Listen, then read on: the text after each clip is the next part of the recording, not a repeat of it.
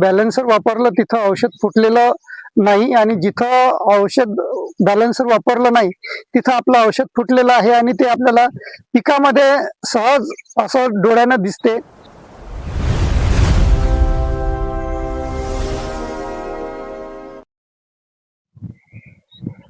नमस्कार शेतकरी मित्रांनो, आज आपण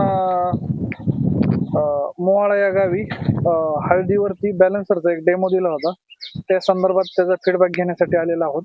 आपल्यासोबत शेतकरी आहेत. सर, आपलं पूर्ण नाव सांगा.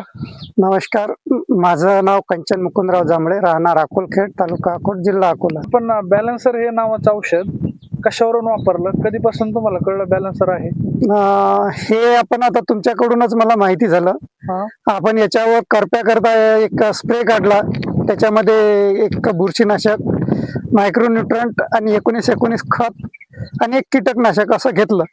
परंतु याच्यामध्ये आपण बॅलन्सर वापरलं तिथं औषध फुटलेलं नाही आणि जिथं औषध बॅलन्सर वापरलं नाही तिथं आपलं औषध फुटलेलं आहे आणि ते आपल्याला पिकामध्ये सहज असं डोळ्यानं दिसते की आपण इकडे बॅलन्सर वापरलेलं नाही आहे आणि इकडे रिझल्ट कमी आहेत आणि या भागामध्ये आपण बॅलन्सर वापरलेलं आहे.